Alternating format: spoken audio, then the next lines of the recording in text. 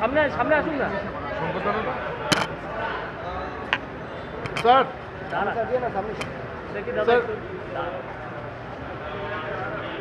অমিত দা একটু ঘুরে অমিত দা মুখটা গার্ড হয়ে দাদা একটু মুখটা গার্ড হয়ে যাচ্ছে দাদা একটু সাইড দিয়ে দাদা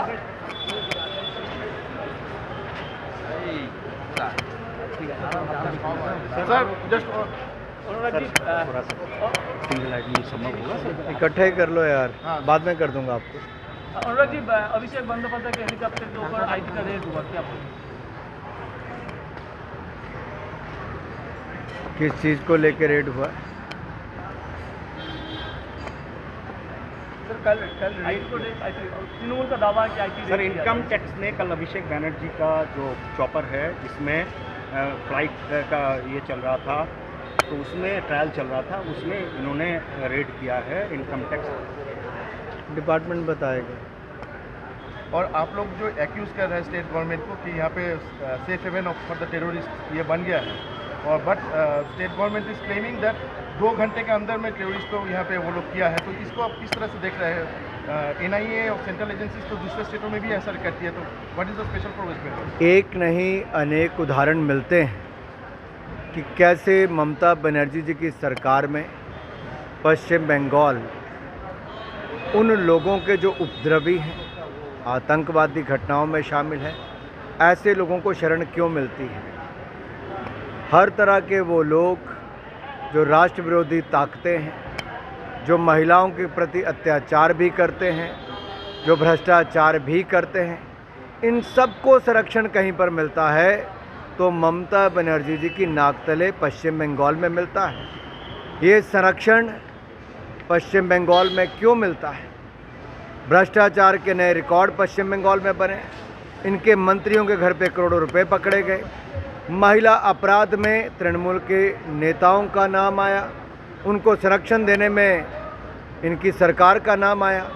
आतंकवादी चाहे पश्चिम बंगाल में घटना करें या बेंगलुरु में करें, लेकिन संरक्षण पनाह उनको कहीं मिलती है, तो पश्चिम बंगाल में ऐसा क्यों? सर इन्फ्लेशन और जो है अनएम्प्लॉयमेंट इन्फ्लेशन और अनएम्प्लॉयमेंट की बात जो है नकार किया है।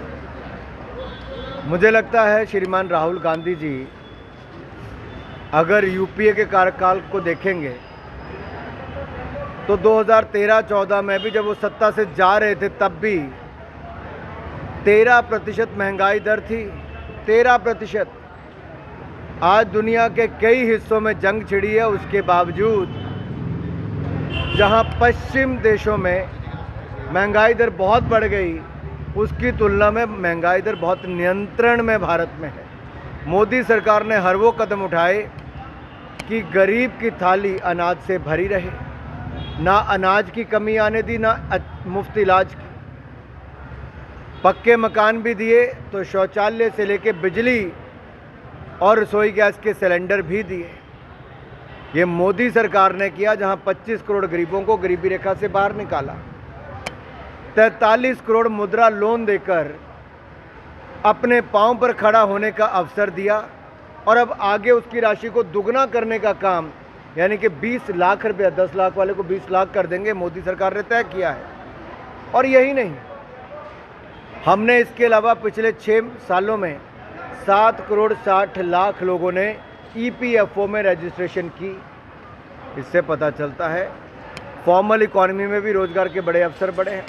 पिछले 1 साल में लगभग 1.5 करोड़ लोगों को प्रत्यक्ष तौर पर नौकरी सीधा फॉर्मल सेक्टर में मिली, तो उतनी इनफॉर्मल सेक्टर में मिली होगी। इसी तरह से ही हमारा स्टार्टअप कांग्रेस के समय कहीं नहीं था दुनिया में, सिर्फ 500 कंपनीज थी।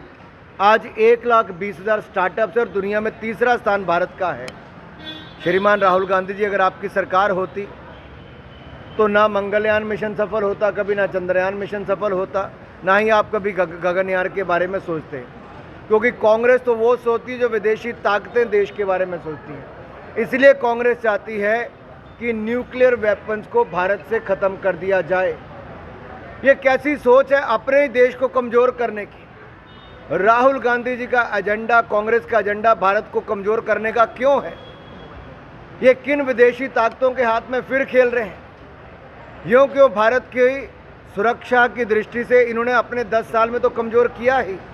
ना बुलेट प्रूफ जैकेट दी, ना लड़ाकू विमान दिया, ना लेटेस्ट हथियार दिए, और अब विपक्ष में रहकर भी ये लोग न्यूक्लियर वेपन्स को ख़त्म करने की बात करते हैं।